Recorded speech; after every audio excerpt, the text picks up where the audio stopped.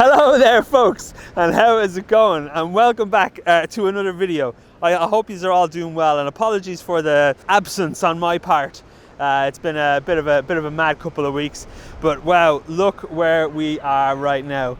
This is some view. I really hope you can see that. Some serious energy going on down here. So we are on a bit of a road trip up the west coast, and this is going to be our first stop. I hope to make this a series of videos, maybe one or two videos. We've got 3 nights, and I hope to get a couple of videos out of it.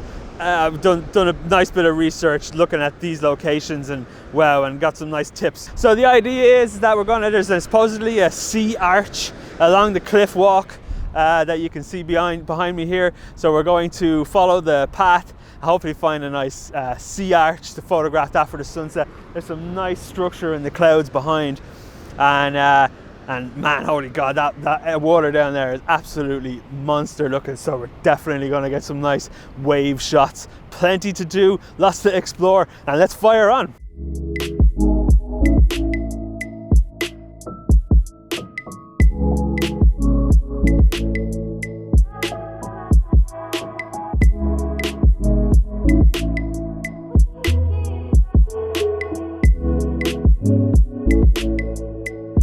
So, one of the things that we were just talking about here, when you come to a new place that you've never been to before to take photographs, it can be so difficult to find exactly what you're looking for. Now, I do have an idea about, like I mentioned earlier, there is a sea arch somewhere around this corner. The B-roll that I'm showing you right now of all of these rocks that are getting absolutely hammered by the waves are incredible, and there is a serious amount of energy in the water.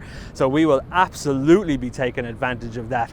So as I said, it can be difficult to stick to your objective when you arrive at like your photo destination, particularly when you see scenes that are absolutely as wild and as impactful as these are right now.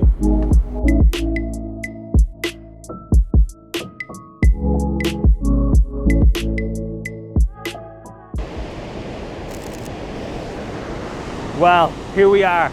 Look at this scene right now. It is absolutely incredible. The energy is just immense, and these waves are some of the biggest waves I think I've ever seen in my entire life. They are insane. Composition is pretty straightforward. Just we're going at a portrait orientation, looking down at the archway, or the sea arch down at the bottom here, and I'm kind of just at the moment still playing around to try and figure out, will I use the ND filters or not? I think I may. Because of the white wash down here, it will tend to lend itself a bit nicer, in my opinion, to being slightly dragged out a bit. But as the light goes down, we might then inevitably, the shutter speeds will start to increase as well. So we might leave them off for a moment and see how we get on. But for now, we are standing in complete awe at this scene because it is absolutely wonderful. And down here as well, I'm absolutely going to photograph some pictures down here because the waves just crashing off these rocks are absolutely mental. So let's keep going and fire it on.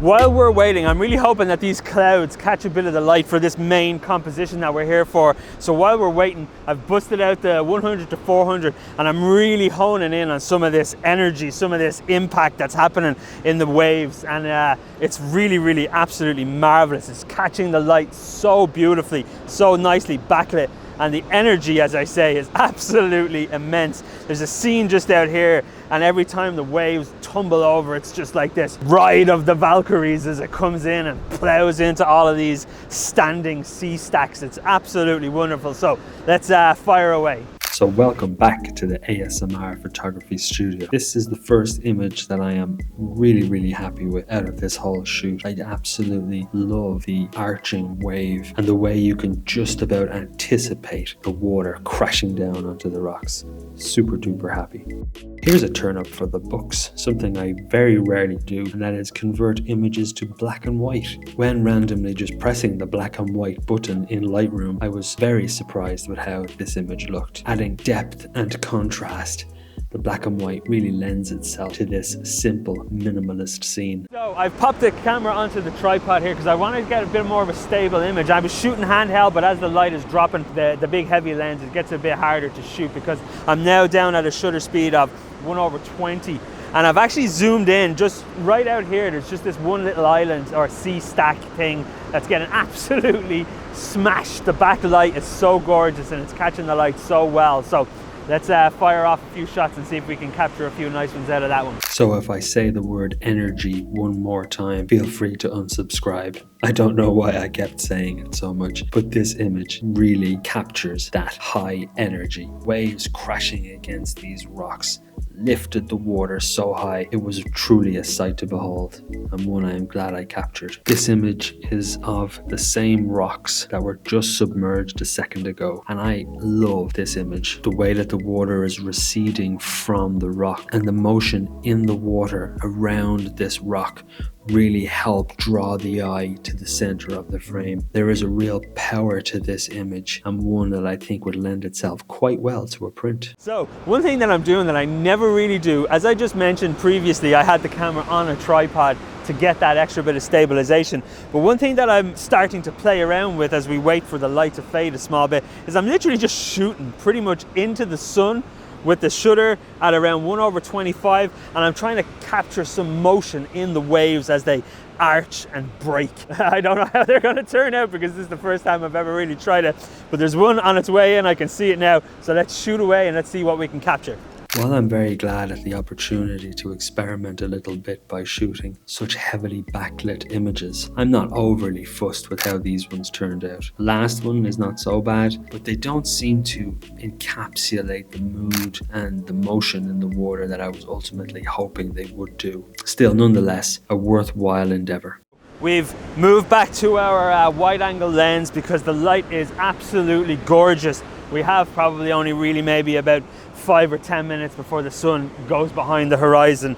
It is now 6:20, so yeah, about that. The sun is really lighting up this cliff edge, and you'll see from the image that I'm going to pop up on the screen for you now. I've got the foreground all curving around as we come around to the back, and the sea arch down here in the bottom, and this absolutely wonderful scene. I really just hope that some of these clouds up above catch some light, and then it would be absolutely perfect. I've got my base frame in the bag, and what I'm doing now is just firing off just loads and loads of pictures to get the best one that captures that kind of energy, and then I can use those frames to blend into the final image.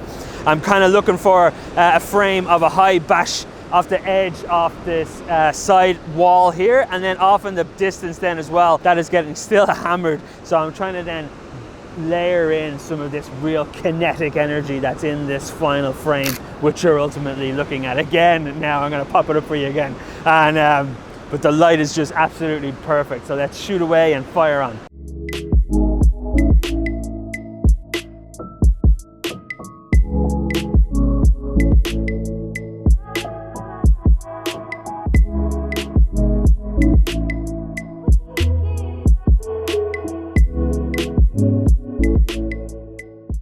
So what I've done is I've actually decided to put on the soft grad, and what it's really allowed me to do is slow down the shutter by maybe another 1 stop. So right now at the moment I'm at 0.4 of a second, and as you can see here on the back of the camera, it's really evened out the scene and really allowed us to capture some of that lovely sweeping light and soft motion in the water. So that's what we're looking to try and achieve now. So this is the final image. I decided to use the one that had the addition of the soft grad, as it really helped to even out the frame, and I'm absolutely thrilled that the light kicked off a little bit and caught in those clouds. The golden light that arcs across the frame, catching on the cliff edge, really helped draw the eye through the scene. My only criticism of this area is that the sea arch itself is somewhat lost in the frame.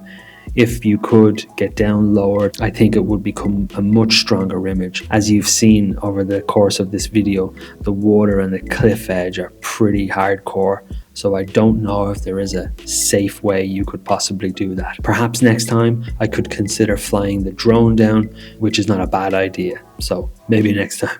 So just before the battery dies and the sun goes Wow, holy moly, what an absolutely marvelous start to this grand adventure we find ourselves on. So I really hope you like the images. I don't know whether I'll continue the video over to tomorrow morning. I'm not really too sure. I haven't really planned it in such great detail, but absolutely marvelous.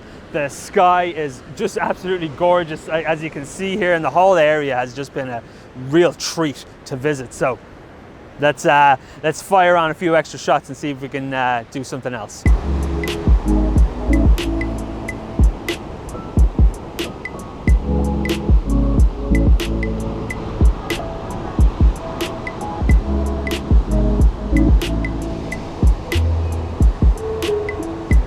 Well, there's always room for one more. This light is absolutely marvelous, and what we're looking to achieve here is just simple, minimal. There's nothing in the frame except the water and the sky. That's all. Simple, probably at about 2 seconds, and I'm just shooting just to try and capture the last of this energy and the last of this day, because it has been really, really absolutely marvelous. So anyways, I'll pop it up on the screen if it turns out to be any good, and for sure this will be probably the end of this video. So absolutely, I'll see you on the next one, and thanks so much for watching.